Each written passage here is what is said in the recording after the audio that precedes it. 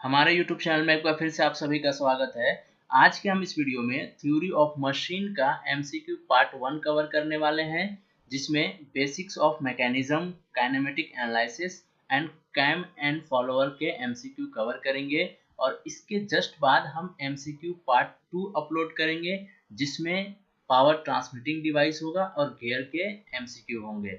और यहाँ पे जो हमने क्वेश्चन सेलेक्ट किए हैं वो मोस्ट इम्पॉर्टेंट क्वेश्चन है, जो कई कॉम्पिटिटिव एग्जाम में ऑलरेडी पूछे जा चुके हैं। इसलिए आप एग्जाम देने से पहले एक बार इसको रिवाइज करके जरूर जाएं। लेकिन वीडियो शुरू करने से पहले अगर आप हमारे चैनल पर नए हैं तो चैनल को सब्सक्राइब कर दीजिए, दोस्तों के साथ शेयर कर दीजिए, ताकि ऐसे ही अपडेट्स आपको मिलते रहें।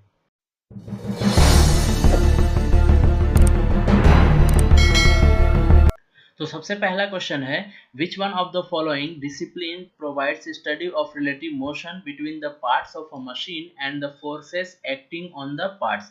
इनमें से ऐसा कौन सा डिसिप्लिन है जो मशीन के वेरियस पार्ट्स के बीच में रिलेटिव मोशन को डिस्क्राइब करता है और उन पार्ट्स के ऊपर जो फोर्सेस एक्टिंग कर रहे हैं उनको भी। तो option theory of machine, applied mechanics, mechanism and kinetics. तो यहाँ पे देखिए theory of machine is a correct answer, क्योंकि अप्लाइड मैकेनिक्स अपन ने पढ़ा है उसमें सिर्फ फोर्सेस की स्टडी करते हैं, उसमें रिलेटिव मोशन दो कंपोनेंट या दो पार्ट्स के बीच में रिलेटिव मोशन की स्टडी नहीं करते। अब मैकेनिज्म जो है is a part of theory of machine and kinetics is also a part of theory of machine. तो यहाँ पे ऑप्शन ए इज करेक्ट है। Next question, which of the following statement is correct as regard to the difference between a machine and a structure। Machine और structure के respect में कौन सा statement सही है, देखते हैं अपन।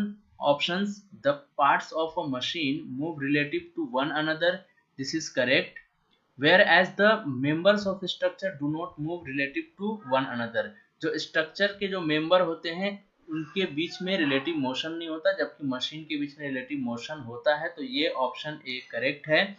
ऑप्शन बी देखते हैं, the links of a machine में transmit both power and motion. Most important कि जो मशीन के जो लिंक्स होते हैं वो दोनों ट्रांसमिट करते हैं, power as well as motion, this is correct.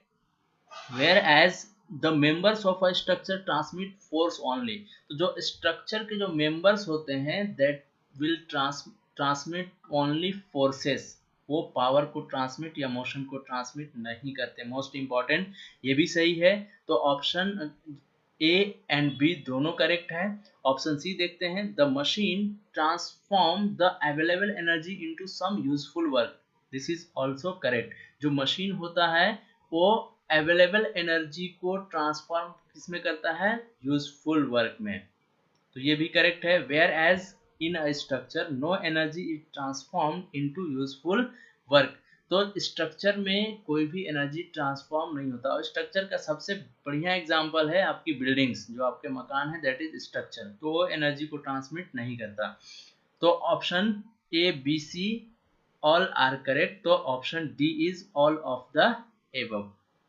Next question, kinematic pairs are those which have option points or line contact between the two elements when in motion, option B surface contact between the two elements when in motion, option C elements of pairs are not held together mechanically, option D two elements that permit relative motion। तो kinematic pair is a pair which in which the relative motion between pair could take place। तो option D is correct. तो kinematic pair ऐसे pair को बोलते हैं जिनके बीच में relative motion possible हो। तो option D is correct. Next question, which of the following is a lower pair. तो यहाँ पे देखिए काइनेमेटिक पेयर में जो आप पढ़ते हैं तो लोअर पेयर पढ़ा होगा और हायर पेयर। तो लोअर पेयर का मतलब है सरफेस कांटेक्ट या एरिया कांटेक्ट, और हायर पेयर का मतलब होता है लाइन और पॉइंट कांटेक्ट। तो हम यहाँ पे देख रहे हैं which one of the following is a lower pair. Option है ball and socket, option B piston and cylinder, option C cam and follower, option D both A and B above. तो देखिए बॉल एंड सॉकेट जो होता है उसमें surface contact होता है और एरिया कांटेक्ट होता है, तो ये लोअर पेयर हो गया। ऑप्शन बी जो पिस्टन एंड सिलेंडर अपन ने देखा होगा तो उसमें भी एरिया का कांटेक्ट होता है। ये सिलेंडर है, इसके अंदर जो होता है पिस्टन होता है, तो एरिया यहाँ पे कांटेक्ट में होता है। तो it means option A and B both are correct. और ऑप्शन सी देख लेते हैं, कैम एंड फॉलोअर। तो कैम एंड फॉलोअर में लाइन कांटेक्ट होता है, तो यहाँ पे option D is correct, both A and B above. Next question, a kinematic chain is known as mechanism when. किसी भी काइनेमेटिक चेन या काइनेमेटिक पेयर को हम मैकेनिज्म कब बोलेंगे? Option none of the link is fixed, option B one of the link is fixed, option C two of the links are fixed, option D none of this. तो किसी भी kinematic pair और kinematic chain को mechanism तभी बोलते हैं जब उसमें से कोई एक लिंक फिक्स्ड हो, तो option B is correct. Without link fix किए हुए आप मैकेनिज्म को ऑब्टेन नहीं कर पाएंगे, एक लिंक आपको फिक्स करना होगा। Next question, which of the below are inversion of slider crank mechanism.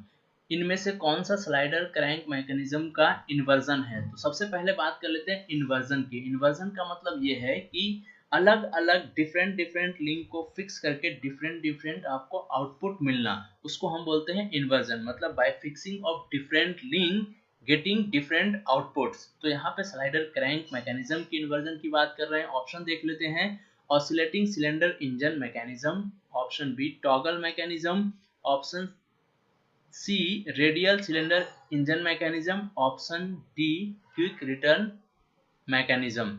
तो यहाँ पे देखिए option A slider crank mechanism का इन्वर्जन है, ऑप्शन बी ये भी, ऑप्शन सी ये भी है, और ऑप्शन डी इज ऑल्सो। तो यहाँ पे देखते हैं 1, 3 एंड 4, तो option D is correct here, 1, 3 and 4। तो ये आपको इन्वर्जन याद रखना है स्लाइडर क्रैंक मैकेनिज्म का। Next, which of the following is an inversion of a single slider crank mechanism और सिंगल स्लाइडर चेन। तो यहाँ पे सेम है, लेकिन यहाँ पे ऑप्शन देख लेते हैं, pendulum pump, option B oscillating cylinder engine, option C rotary internal combustion engine. तो यहाँ पे option A, option B and option C, these three are inversion of single slider crank chain. तो option is all of the above or all of this. Next question, a pantograph is a mechanism with option lower pairs, higher pairs, rolling pairs and turning pairs. तो pantograph एक ऐसा mechanism होता है जिसमें lower pair होता है। अभी हमने बात किया लोअर पेयर का मतलब है सरफेस और area contact. Next question, a ball and socket forms a, option turning pair, rolling pair, screw pair and spherical pair. थोड़ा सा डिस्क्राइब कर लेते हैं। टर्निंग पेयर का मतलब एक ऐसा पेयर जिसमें किसी एक पॉइंट के बाद टर्न होता हो, जो भी लिंक है वो टर्न होगा। और रोलिंग पेयर का मतलब एक दूसरे के ऊपर रोल करता हो। स्क्रू पेयर का मतलब है स्क्रू, जैसे अपन देखते हैं कि जो नट्स एंड बोल्ट होते हैं उसमें स्क्रू लगे होते हैं, तो ऐसे पेयर को हम बोल सकते हैं स्क्रू पेयर। और स्फेरिकल पेयर का मतलब वॉल्यूम से संबंधित है यहाँ पे। तो स्फेयर का मतलब a ball and socket forms a spherical pair. कैसा पेयर बनेगा? Spherical pair. तो option D is correct. Next question, a mechanism is an assemblage of, option A 2 links, option B 3 links, option C 4 और more than 4 links, option D all of this. तो देखिए mechanism generally एक exception है, 3 links में बन जाता है, लेकिन यहाँ पे जो हमारा करेक्ट ऑप्शन है दैट इज 4 और मोर देन 4 links। तो अगर आपको मैकेनिज्म बनाना है तो एटलीस्ट 4 और 4 मोर देन 4 links की जरूरत पड़ेगी। एक एक्सेप्शन है जिसमें 3 links हम बात करेंगे कैम्स में, तो 3 links में भी हो जाता है, लेकिन यहाँ पे आपको ऑप्शन टिक करना है 4 और more than 4 links। Next question, the lower pair are, option self closed, option B force closed, option C friction closed, option D none of this. तो आपको याद रखना है जो लोअर पेयर होते हैं दैट आर सेल्फ क्लोज्ड। तो ऐसे पेयर जो सेल्फ क्लोज्ड हो उनको हम जनरली लोअर पेयर बोलते हैं। तो option A is correct. Next question, in a coupling rod of a locomotive each of the 4 pair is. तो जो कपलिंग लोकोमोटिव का जो कपलिंग रॉड होता है उनके पेयर कैसे होते हैं, ऑप्शन देख लेते हैं, sliding, turning, rolling and screw. तो जो कपलिंग रॉड होते हैं उनके जो पेयर्स होते हैं दैट इज टर्निंग पेयर, सारे पेयर टर्निंग पेयर होते हैं, तो option B is correct. Next question, Klein's construction can be used when, option crank has a uniform angular velocity, option B crank has a non-uniform velocity, option C crank has a uniform angular acceleration, option D crank has a uniform angular velocity and angular acceleration। तो option A is correct. क्लींस construction तब use करते हैं जब uniform angular velocity हो, crank का uniform angular velocity हो, तो उस कंडीशन में आप एक्सेलरेशन या वेलोसिटी फाइंड आउट करने के लिए आप क्लींस कंस्ट्रक्शन यूज करते हैं जो एक ग्राफिकल मेथड है। Next question, Klein's construction gives a graphic construction for, option A slider crank mechanism, option B velocity polygon, option C acceleration polygon, option D 4 bar mechanism. तो अभी हमने बताया था कि जो क्लींस कंस्ट्रक्शन है ग्राफिकल कंस्ट्रक्शन है या ग्राफिकल रिप्रेजेंटेशन है to find out the acceleration. तो ये कैसा देता है, acceleration polygon. Next question, Scotch yoke mechanism is used to generate. जो स्कॉच योक मैकेनिज्म है that is a inversion of double slider crank mechanism. अभी हम बात करेंगे आगे। तो Scotch yoke mechanism is used to generate, ये स्कॉच योक मैकेनिज्म क्यों यूज किया जाता है, क्या जनरेट करने के लिए यूज किया जाता है, option sine functions, option B square roots, option C logarithmic, option D inversions. तो यहाँ पे साइन फंक्शंस को जनरेट करने के लिए हम स्कॉच योक मैकेनिज्म यूज करते हैं, तो option A is correct. Next question है, the Coriolis component of acceleration acts, option along the sliding surface, option B perpendicular to the sliding surface, option C at 45 degree to the sliding surface, option D parallel to the sliding surface। तो पहले देख लेते हैं Coriolis component of acceleration क्या होता है। Suppose कि हमारे पास एक कोई लिंक है ए बी, हमने मान लिया कि हमारे पास कोई लिंक है ए और ये पॉइंट है बी, ए बी कोई लिंक है, यहाँ पे इस पॉइंट पे फिक्स है, और यहाँ पे एक कोई पॉइंट सी है ना, एक स्लाइडर यहाँ पे जिस पे पॉइंट एक सी है। अब ये जो लिंक है ए बी वो क्लॉकवाइज या एंटी क्लॉकवाइज मोशन कर रहा है और साथ ही साथ ये जो सी है वो स्लाइड कर रहा है up and down.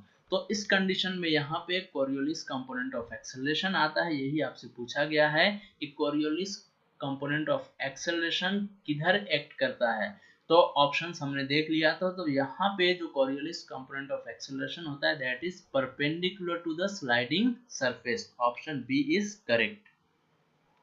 Next question, which of the following mechanism is obtained from lower pair, option A gyroscope lower pair से होता है, करेक्ट है। ऑप्शन बी पेंटोग्राफ, अभी हमने देखा था lower pair. Option C valve and valve cares, तो ये भी लोअर पेयर्स।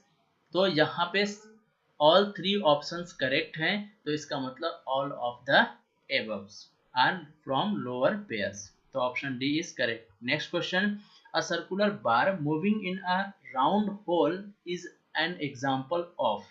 एक सर्कुलर बार है, एक सर्कुलर समझिए रॉड है जो एक सर्कुलर होल में मूव कर रहा है, तो एक किसका एग्जांपल है, incompletely constrained motion, option B partially constrained motion, option C completely constrained motion, option D successfully constrained motion. तो जो कंस्ट्रेन्ड मोशन होते हैं वो 3 तरह के जनरली होते हैं, यहाँ पे पार्शियली भी दिया हुआ है, लेकिन जनरली जो आप पढ़े होंगे 3 तरह के होते हैं, incompletely, completely and successfully.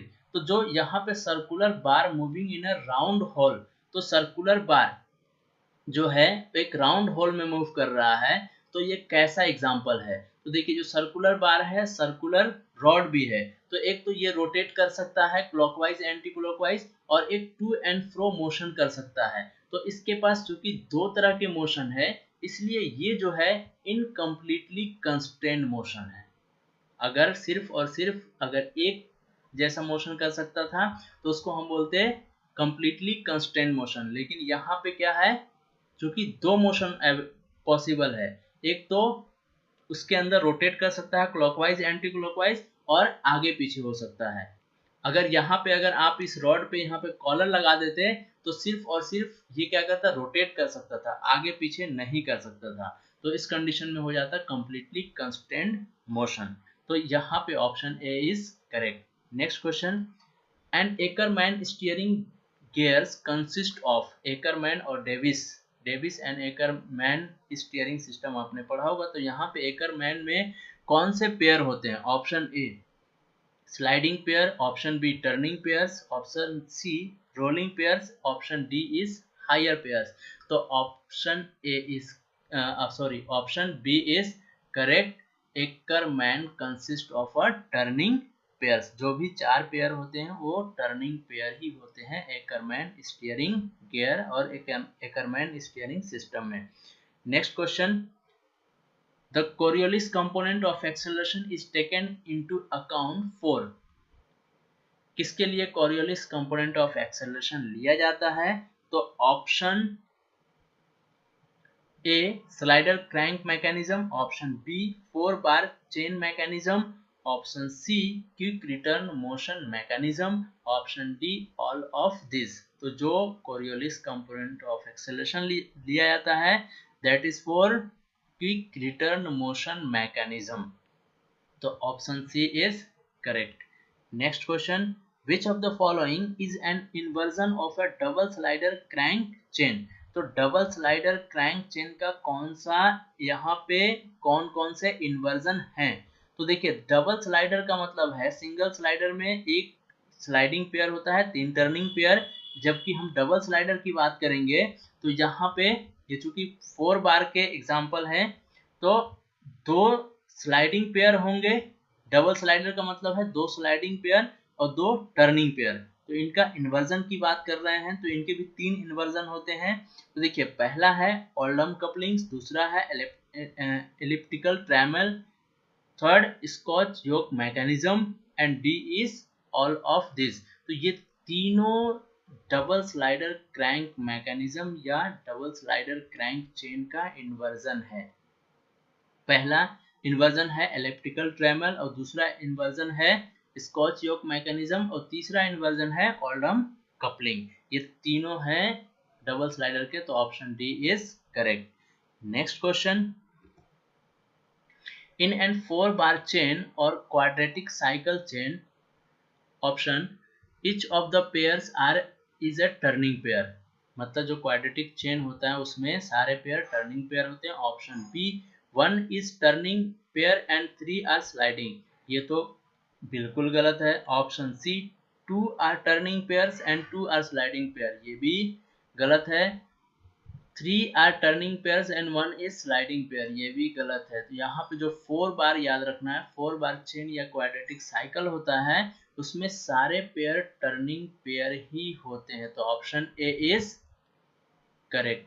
Next question, the example of completely constrained motion is, अभी हमने देखा था कंप्लीटली कंस्ट्रेंड, इनकम्प्लीटली और सक्सेसफुली।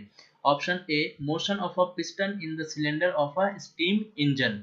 तो ये देखिए कंप्लीटली कंस्ट्रेंड का है motion of a piston in the cylinder of a steam engine. Option B motion of a square bar in a square hole. तो देखिए स्क्वायर बार है स्क्वायर हॉल में तो वो रोटेट नहीं कर सकता, सिर्फ आगे पीछे हो सकता है। तो ये भी कंप्लीटली कंस्ट्रेंट का एग्जांपल है। Option C motion of a shaft with a collar at each end in a circular hole. अभी हमने बात किया था कि सर्कुलर शाफ्ट और सर्कुलर हॉल, तो अगर ऐसा होता है तो 2 मोशन कर सकता है, रोटेट कर सकता है और आगे पीछे हो सकता है। लेकिन अगर उसी शाफ्ट में दोनों तरफ कॉलर लगा देते हैं with a collar at each end, तो क्या होगा, ये अब आगे पीछे नहीं हो सकता, सिर्फ और सिर्फ रोटेट कर सकता है। That is example of completely constraint motion. आपने उसके जो एक मोशन था उसको आपने फिक्स कर दिया है ना, तो यहाँ पे option D is correct, all of the above examples are completely constrained motion. Next question, the example of successfully constrained motion is option motion of an IC engine valve, ये भी सक्सेसफुली कंस्ट्रेंड का example है। Motion of the shaft between a foot step bearing, successfully constrained example है। Piston reciprocating inside and engine cylinder, तो ये तीनों successfully constrained motion के example हैं, तो option D is correct, all of the above. Next question, the direction of Coriolis component of acceleration is the direction option of relative velocity vector for the two coincident points rotated by 90 degree in the direction of the angular velocity of the rotation of link. Option B, along the centripetal acceleration. Option C, along tangential acceleration. Option D, along perpendicular to angular velocity। तो यहाँ पे option A is correct. ये जो angular velocity होता है velocity vector का, उसके just 90 degree पे रोटेट करते हैं, उसी का वही डायरेक्शन होता है अपना कोरियोलिस कंपोनेंट ऑफ एक्सेलरेशन का। Next question, a universal joint is an example of option A higher pair, lower pair, rolling pair and sliding pair. तो universal joint is an example of lower pair. Next question, an automobile steering gear is an example of, जो automobile का जो steering होता है वो किसका example होता है? Option A sliding pair, option B rolling pair, option C lower pair and higher pair. तो option C is correct, automobile steering gear is an example of lower pair. Next question, in a kinematic chain a quaternary joint is equivalent to, जो kinematic chain होता है उसमें binary joint होता है, ternary joint होता है और quaternary. Binary का मतलब एक पॉइंट पे या एक ज्वाइंट पे दो लिंक ज्वाइन कर रहे हैं, और टर्नरी का मतलब हो गया 3 और क्वाटरनरी का मतलब हो गया 4। तो जो क्वाटरनरी ज्वाइंट है वो कितने बाइनरी के बराबर होता है? Option 1 binary joint, option B 2 binary joint, option C 3 binary joint, option D 4 binary joint. तो देखिए अगर एक तो ये हो गया एक बाइनरी, 2 बाइनरी और ये 3 बाइनरी, तो यहाँ पे जो क्वाटरनरी ज्वाइंट होता है वो equivalent to 3 binary joint. Option C is correct. Next question, the main disadvantage of the sliding pair is that it is, जो स्लाइडिंग पेयर है उसका डिसएडवांटेज क्या है? ऑप्शन बल्की है, option B wears rapidly, option C difficult to manufacture, option D both A and B above. तो देखिए जो sliding pair होता है एक तो बल्की भी होता है और दूसरा वियर्स भी होता है, क्योंकि ज्यादा सरफेस स्लाइड करता है तो वियर एंड टीयर जल्दी होता है, या रबिंग की वजह से जल्दी घिस घिस के खराब हो जाता है। तो option D is correct, both A and B above. Next question, the mechanism in which two are turning pairs and two are sliding pair is called, option double slider crank mechanism, elliptical trammel, scotch yoke mechanism, all of this। तो देखिए double slider crank mechanism अभी हमने बोला कि इसमें 2 sliding और 2 turning होता है, और ये जो इसी के इन्वर्जन है इलिप्टिकल ट्रैमल और scotch yoke mechanism is the inversion of double slider crank mechanism। इसका मतलब है all of this, all of the above। next question, sense of tangential acceleration of a link, जो भी लिंक है उसका tangential acceleration का sense क्या होता है? Direction. Option A is same as that of velocity, option B is opposite to that of velocity, option C could be either same or opposite to velocity, option D is perpendicular to that of velocity। तो जो tangential acceleration का जो sense होता है it may be either in the direction of velocity or it may be opposite to the direction of velocity। तो दोनों हो सकता है sense, तो option C is correct। Question है, when a point at the end of a link moves with a constant angular velocity its acceleration will have, option radial component only, option B tangential component only, option C Coriolis component only, option D radial and tangential component both. तो यहाँ पे देखिए है कोई एक link है, उस link के जो एंड जो पॉइंट है उसका जो कांस्टेंट एंगुलर वेलोसिटी से वो मूव कर रहा है, तो इसका एक्सेलरेशन क्या होगा? तो भैया जब कांस्टेंट एंगुलर वेलोसिटी होगा तो उस कंडीशन में जो टेंजेंशियल कंपोनेंट ऑफ एक्सेलरेशन जो होगा alpha T will be zero, alpha T आएगा ही नहीं। तो पहला तो ये खत्म हो गया। अब यहाँ पे कोरियोलिस का कोई पिक्चर ही नहीं आ रहा क्योंकि स्लाइड नहीं कर रहा है, रेडियल एंड टेंजेंशियल ये भी नहीं होगा, तो हमारे पास बचा सिर्फ option A radial component of acceleration only. Next question, the indicator using what mechanism is known as. अगर हम इंडिकेटर यूज कर रहे हैं बाय यूजिंग व्हाट मैकेनिज्म, तो option Thomson indicator, option B Richard indicator, option C simplex indicator, option D Thomson indicator. तो यहाँ पे ऐसा इंडिकेटर जिसमें वाट मैकेनिज्म अगर यूज करते हैं तो उसको हम बोलते हैं रिचार्ड इंडिकेटर। तो option B is correct. Next question, according to the Kennedy's theorem, if three bodies move relatively to each other, their instantaneous centre will lie on a. Kennedy theorem क्या describe करता है कि अगर कोई तीन body एक दूसरे के रिस्पेक्ट में रिलेटिव मोशन कर रहे हैं तो उनका इंस्टेंटेनियस सेंटर कहाँ पे लाई करेगा। इंस्टेंटेनियस सेंटर का मतलब होता है किसी भी इंस्टेंट ऑफ टाइम पे दो लिंक, तीन लिंक या जो भी लिंक है उनके आपस या उनके बीच का जो सेंटर है वो किस सेंटर के अबाउट रोटेट कर रहे थे उस इंस्टेंट ऑफ टाइम पे, तो उसको हम बोलते हैं इंस्टेंटेनियस सेंटर। तो कैनेडीज थ्योरम के हिसाब से उनका इंस्टेंटेनियस सेंटर क्या होगा?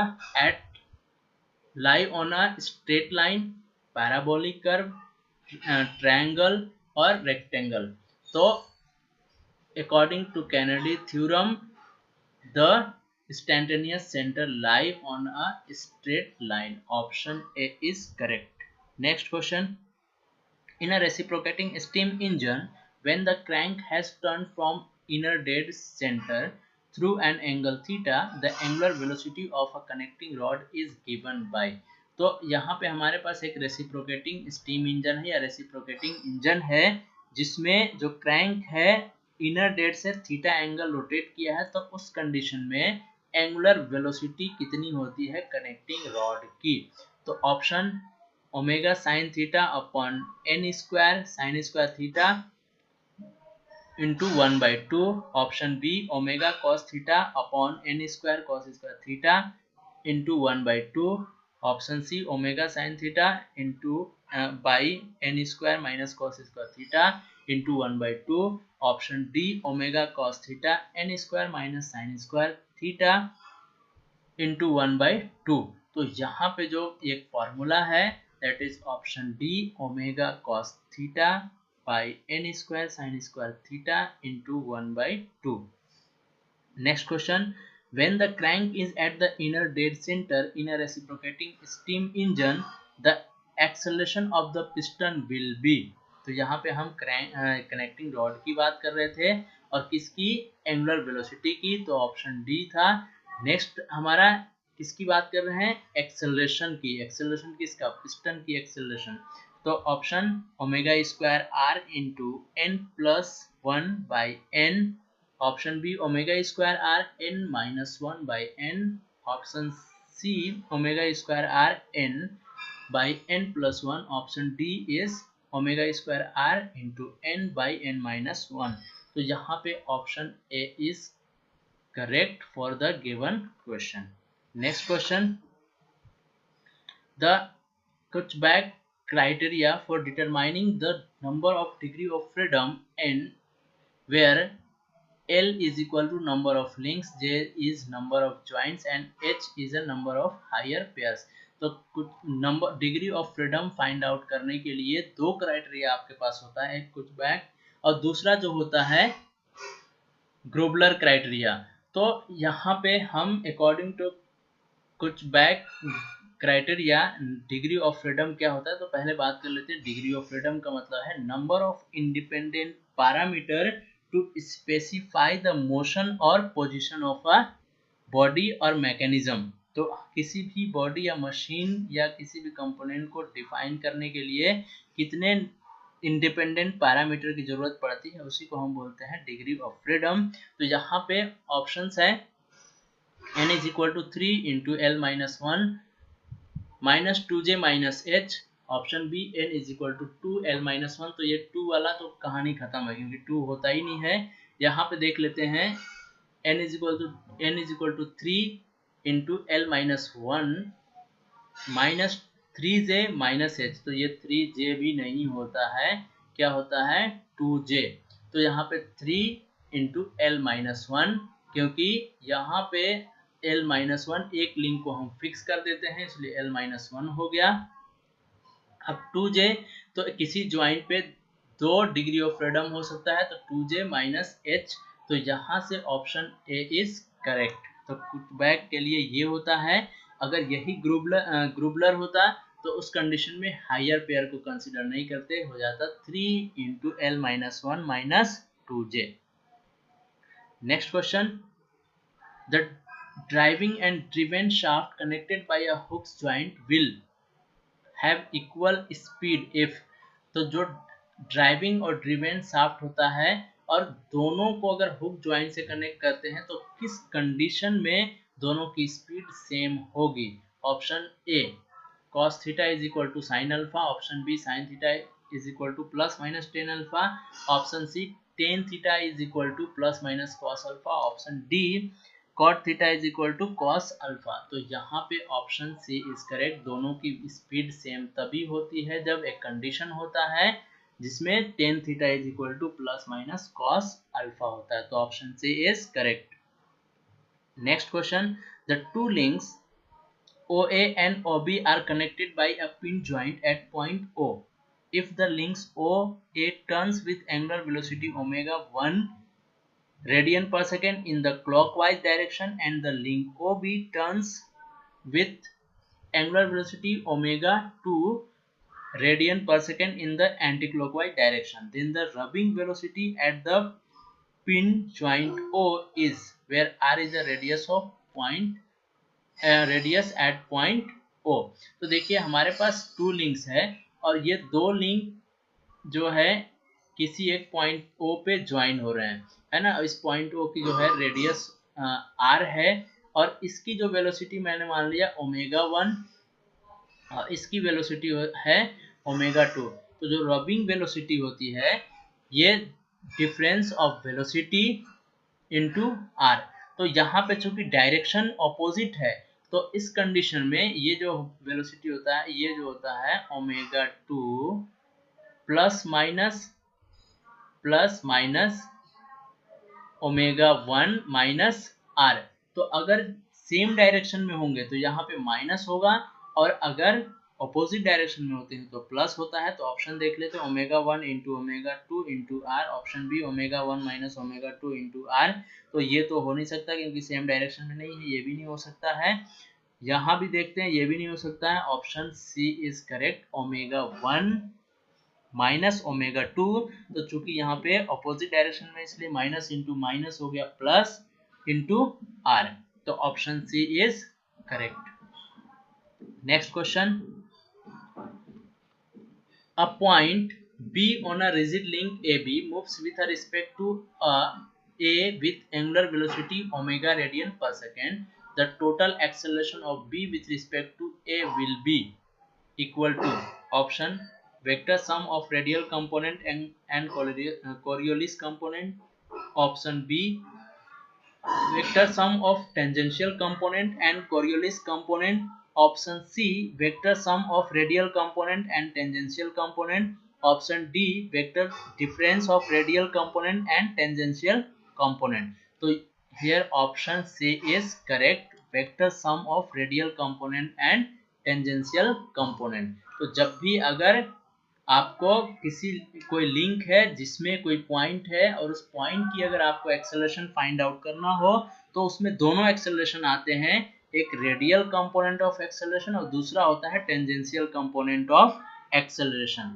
Next question, the CG of a link in an any mechanism would experience, जो कोई मैकेनिज्म है उसका CG पे क्या प्रभाव पड़ेगा देखते हैं। Option A no acceleration, CG पे कोई एक्सेलरेशन नहीं होगा या सेंटर ऑफ ग्रेविटी का कोई भी एक्सेलरेशन नहीं होगा। Option B linear acceleration, option C angular acceleration, option B both angular and linear acceleration. तो यहाँ पे जो कि सेंटर ऑफ ग्रेविटी है तो वहाँ पे लोग कभी कभी कंफ्यूज जाते हैं, नो एक्सेलरेशन टिक करके आए थे क्योंकि बहुत सारे एग्जाम में गलत किए हैं। तो यहाँ पे ऑप्शन डी जो है both angular and linear acceleration correct है। याद रखिएगा किसी भी प्लेनर मैकेनिज्म हो उसका CG या कोई भी सिंपल मैकेनिज्म हो उसका CG पे एंगुलर और लीनियर एक्सेलरेशन दोनों आता है। Next question, the instantaneous centre of a rigid thin disc rolling on a plane rigid surface is located, मतलब एक रिजिड सरफेस है और एक रोलिंग डिस्क है, इनका इंस्टेंटेनियस सेंटर कहाँ पे होगा?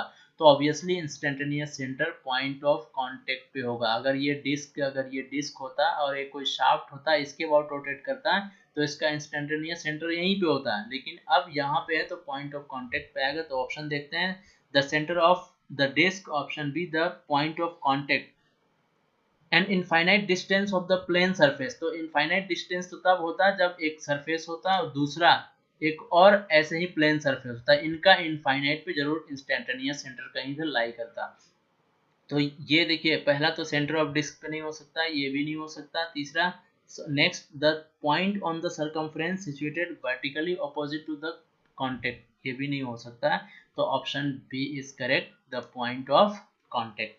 Next question, a typewriter mechanism has 7 number of binary joint, 6 links and none of the higher pairs. The mechanism is, option देख लेते हैं, kinetically sound, option B not sound, option C soundness would depend upon which link is kept fixed, option D data is not sufficient to determine same। अब हम यहाँ पे बात कर रहे हैं एक टाइपराइटर है, देख लेते हैं कौन सा ऑप्शन हो सकता है। एक टाइपराइटर है जिसमें number of has 7 number of binary joint, मतलब यहाँ पे जो J इज इक्वल टू है कितने हैं, अभी हम इसको फाइंड आउट करेंगे डिग्री ऑफ फ्रीडम, फिर पता करेंगे कि क्या हो सकता है। Option J is equal to कितने हैं 7 और L इज इक्वल टू कितने हैं 6 हैं। तो हम इसका डिग्री ऑफ फ्रीडम निकाल सकते हैं क्या, और यहाँ पे H इज इक्वल टू 0 है, H इज इक्वल टू क्या है 0 है। तो हम यहाँ पे कुछ बैक को लगा के या ग्रुबलर को लगा के डिग्री ऑफ फ्रीडम निकाल सकते हैं। तो n इज इक्वल टू होता है, अभी हमने देखा था 3 into L minus 1 into bracket minus 2J।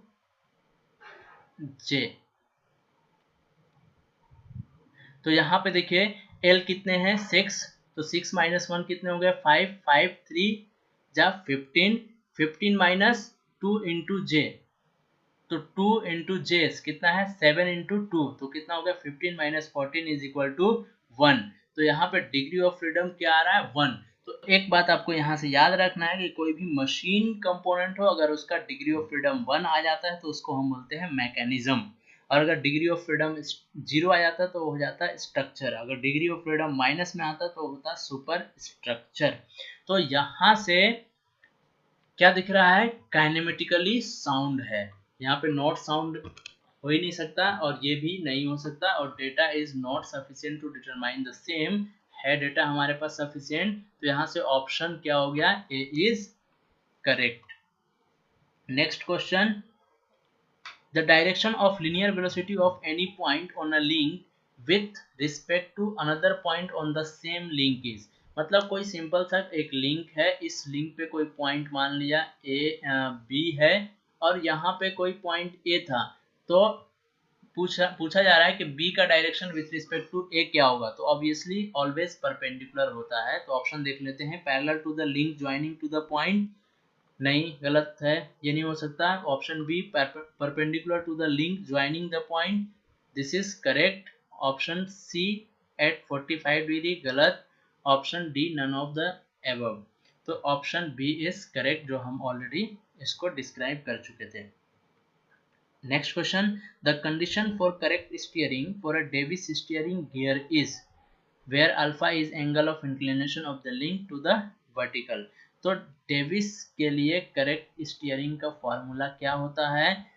Option sine alpha is equal to b by c, option B cos alpha is equal to c by b, option C tan alpha is equal to c by b and option D is equal to cot alpha is equal to c by b. तो यहाँ पे option C is correct, tan alpha is equal to c by to be होता है।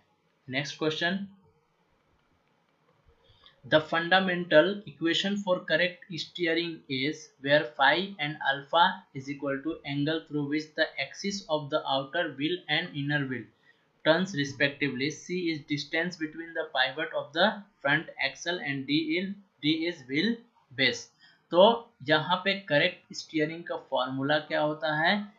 Option sine phi plus sine alpha is equal to b by c, option B cos phi minus sine alpha is equal to c by b, option c cot phi minus cot alpha is equal to c by b, option d tan phi plus cot alpha is equal to b by c। तो correct steering का जो fundamental equation है that is option C cot phi minus cot alpha is equal to c by b। Next question, the velocity of piston in a reciprocating steam engine is given by where omega is equal to angular velocity, r is radius of crank pin circle, theta is angle turned by crank from inner dead center, n is equal to ratio of length of connecting rod to the radius of crank। Option, तो आपको velocity of piston, जो reciprocating steam engine का जो piston है उसका velocity का formula बताना है। एक एम्पेरिकल फॉर्मूला है, option A omega r sine theta plus sine two theta by n, option B omega r cos theta plus cos two theta by n, option C omega square r sine theta plus sine two theta by n, option D omega square r cos theta plus cos two theta by n. तो जो velocity का formula होता है that is option A omega r sine theta plus sine two theta by n, और जो acceleration होता है उसका फॉर्मूला ऑप्शन डी होता है। तो वेलोसिटी का आपको याद रखना है। Next question, the relative velocity of B with respect to A in a rigid link A B is. तो कोई ए बी रिजिड लिंक है, उसमें अभी जस्ट हमने ऊपर बात किया कि उसमें अगर रिजिड लिंक ए बी है उसमें कोई पॉइंट बी है उसकी वेलोसिटी अपने को निकालना है, तो that will be perpendicular to A B. शायद मेरे ख्याल से सेम क्वेश्चन रिपीट हो गया। Next question, Hart mechanism has, एक हार्ट मैकेनिज्म आपने सुना होगा, उसमें कितने पेयर होते हैं? Option A 8 links, 6 link, 4 links and 12 links. तो Hart mechanism has 6 links, option B is correct. Next question, a circle passing through the pitch point with its center at the center of cam axis is known as। एक ऐसा circle जिसका centre cam का centre हो और वो pitch point से पास होता है, तो उस सर्कल को क्या बोलते हैं? Option pitch circle, option B base circle, option C prime circle, option D outer circle. तो सिंपल सा बात है कि पिच पॉइंट की बात हम कर रहे हैं, सर्कल पिच पॉइंट से पास हो रहा है, तो that will be pitch circle, option A is correct. Next question, the pressure angle of a cam depends upon, जो कैम का जो प्रेशर एंगल होता है वो किस किस पे डिपेंड करता है? ऑप्शन देख लेते हैं, offset between centre lines of a cam and follower, option B lift of follower, option C angle of ascent, option D all of the above. तो जो प्रेशर होता है, प्रेशर एंगल होता है कैम का, वो डिपेंड करता है उन तीनों पे, option D is correct. Next question, the size of cam depends upon, जो कैम का जो साइज होता है वो किस पे डिपेंड करता है? Option A base circle, option B pitch circle, option C prime circle and option D pitch curve. तो जो कैम का जो साइज होता है वो डिपेंड करता है बेस सर्कल पे। तो बेस सर्कल कितना बड़ा है उस पर डिपेंड करता है, और बेस सर्कल पे डिपेंड करता है अपना प्रेशर एंगल भी। अगर प्रेशर एंगल, अगर बेस सर्कल को घटाएंगे बढ़ाएंगे तो प्रेशर एंगल भी घटेगा बढ़ेगा और उस पर कैम पे भी इफेक्ट आता है। तो option A is correct. Next question, the acceleration of a flat faced follower when it has contact with a flank of a circular arc cam is given by. तो फ्लैट फेस फॉलोअर का acceleration हमें बताना है। Option A omega square r cos theta, option B omega square are minus are one cos theta, option C omega square are minus are one sine theta, omega D omega square R one sine theta. तो option B is correct, omega square are minus are one cos theta. Next question, a cam mechanism imparts following motion. Cam mechanism जो होता है वो कैसा motion provide कराता है? Option A rotating, option B oscillating, option C reciprocating. तो यहाँ पे option D is correct, all of the above, क्योंकि कैम मैकेनिज्म जो है वो रोटेटिंग भी होता है, ऑसिलेटिंग भी और रेसिप्रोकेटिंग, तीनों तरह का मोशन प्रोवाइड करवाता है, इम्पार्ट करता है। तो इसलिए option D is correct. Next question, for the same lift and same angle of ascent a smaller base circle will give. तो अगर सेम लिफ्ट हो और सेम एंगल ऑफ असेंट हो तो स्मॉलर बेस सर्कल क्या देगा? और small value of pressure angle, a large value of pressure angle, there is no such relation with pressure angle, something else। तो जब कभी भी स्मॉलर, अभी हमने बात किया था कि अगर बेस सर्कल घटेगा बढ़ेगा तो प्रेशर एंगल पे भी इफेक्ट पड़ेगा। तो यहाँ पे बोल रहा है smaller base circle will give, option B is correct, a large value of pressure angle. तो इनडायरेक्टली रिलेशन होता है प्रेशर एंगल और बेस सर्कल में। तो option B is correct. Next question, for a simple harmonic motion of the follower a cosine curve represent. अगर कोई follower है जिसका मोशन कैसा है, सिंपल हार्मोनिक मोशन है, तो कोसाइन कर्व क्या रिप्रेजेंट करता है? Option A displacement diagram, option B velocity diagram, option C acceleration diagram, option D all of the above. तो हमने देखा था कि सिंपल हार्मोनिक मोशन, अगर फॉलोअर का मोशन कैसा है, सिंपल हार्मोनिक मोशन है, तो जो एक्सेलरेशन डायग्राम होता है वो कोसाइन कर्व से अपन रिप्रेजेंट करते हैं। तो option C is correct. Next question, if the pressure angle is fill in the blanks, a reciprocating follower will jam in its bearing। अगर देख लेते हैं option small, too small, large और too large. तो अगर जो प्रेशर एंगल है अगर बहुत ज़्यादा हो जाता है तो उस कंडीशन में फॉलोअर जो है वो बियरिंग में जाम हो सकता है, जाम होने की पॉसिबिलिटी बढ़ जाती है। तो option D is correct. Next question, और इसीलिए हम प्रेशर एंगल को ज़्यादा नहीं रखते, मैक्सिमम आप रख सकते हैं 30 डिग्री तक। ये भी आपको याद रखना है कि maximum pressure angle will be up to 30 degree. Next question, for SHM simple harmonic motion cam the acceleration of the follower at the end of the stroke and the end stroke respectively is. Option a maximum and zero, zero and maximum, minimum and maximum, zero and minimum। तो जहाँ पे SHM के लिए maximum and zero होता है। तो option A is correct.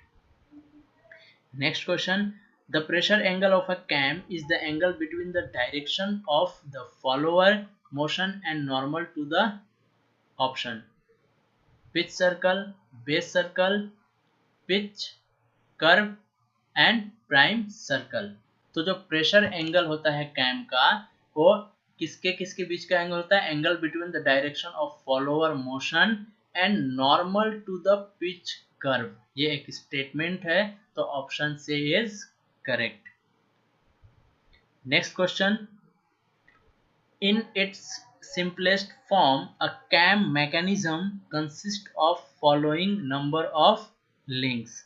मतलब अभी हमने बात किया था स्टार्टिंग लेक्चर के स्टार्टिंग में कि सिंपलेस्ट फॉर्म में कैम मैकेनिज्म में मिनिमम कितने नंबर ऑफ लिंक हो सकते हैं। तो देखिए ऑप्शन ए 1 2 3 4। तो option C is correct, minimum 3 number of links. Next question, in a radial cam the follower moves, option in a direction perpendicular to the cam axis, option B in a direction parallel to the cam axis, option C in any direction irrespective of the cam axis along the cam axis। तो option A is correct. Radial cam में जो follower होता है perpendicular to the cam axis move करता है। Next question, the velocity of a body moving with a simple harmonic motion is, एक ऐसा body जो सिंपल हार्मोनिक मोशन में मूव कर रहा है एट द मीन पोजीशन, तो मीन पोजीशन पे उसकी वेलोसिटी क्या होगी? ऑप्शन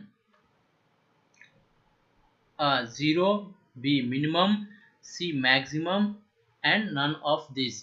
तो अगर कोई सिंपल हार्मोनिक मोशन पे, जैसे मान लीजिए सिंपल पेंडुलम है और ये अगर एसएचएम मोशन कर रहा है, एसएचएम का मतलब है कैसा, टू एंड फ्रो, यहाँ से यहाँ, यहाँ से यहाँ, तो ये जो होता है मीन पोजीशन होता है, ये जो है मीन पोजीशन है। तो इस मीन पोजीशन पे वेलोसिटी क्या होगी, ये आपसे पूछा जा रहा है।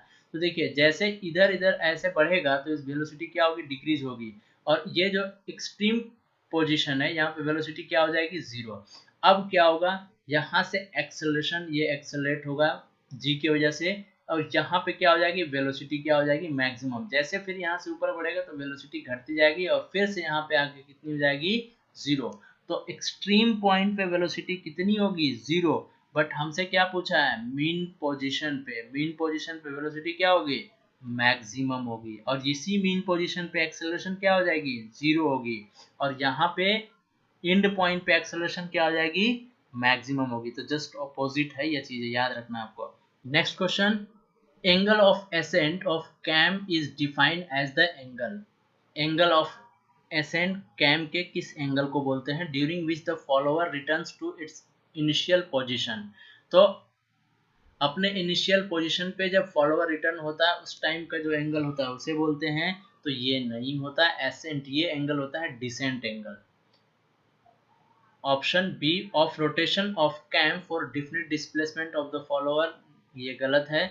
Option C through which the cam rotates during the period in which the follower remain in the highest position. तो जब फॉलोअर हाईएस्ट पोजीशन पे हो और कैम रोटेट करे तो उस कंडीशन को बोलते हैं हम ड्यूएल, एंगल ऑफ ड्यूएल। तो एंगल हमसे एंगल ऑफ एसेंट पूछा जा रहा है।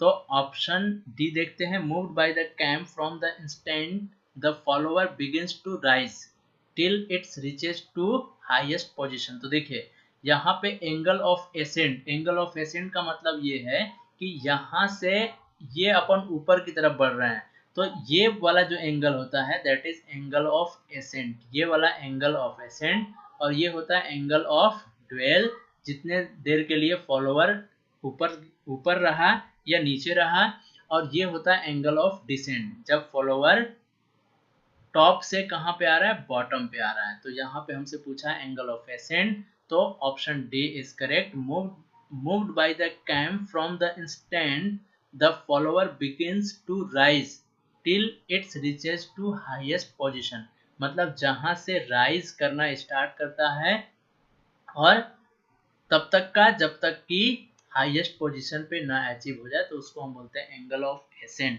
तो ये 3 एंगल यहाँ से कवर हो गया, 3 क्वेश्चन बन सकते हैं, angle of ascent, angle of dwell and angle of descent. Next question, which type of gearing is used in a steering system of an automobile। जो ऑटोमोबाइल होता है उसमें किस टाइप का गियरिंग यूज किया जाता है? Option A rack and pinion, option B worm and worm wheel, option C spiral gear, option D none of the above. तो option A is correct, rack and pinion. Next question, the minimum number of links and instantaneous centre in a reciprocating engine mechanism are. तो आपसे पूछ रहा है कि minimum number of links and instantaneous centre in the reciprocating engine mechanism are. तो reciprocating engine mechanism में चूंकि number of link कितने होते हैं, 4 होते हैं, तो number of 4 n is equal to 4 के लिए इंस्टेंटेनियस सेंटर क्या होगा? इंस्टेंटेनियस सेंटर का फॉर्मूला होता है n into n minus 1 by 2। तो यहाँ पे आप कर सकते हैं 4 इंटू 4 माइनस 1, तो ये हो गया 12 बाई 2। तो कितना होगा 4 इंटू 6, तो ऑप्शन डी इज करेक्ट। तो 4 कितने हो गए, नंबर ऑफ लिंक हो गया, और इंस्टेंटेनियस सेंटर इज 6, तो ऑप्शन डी इस तरह से करेक्ट हुआ। तो ये था आज का हमारा लेक्चर। आई होप कि आपको लेक्चर पसंद आया होगा। इसके बाद हम लेक्चर 2 या पार्ट 2 अपलोड करेंगे। Thanks for watching.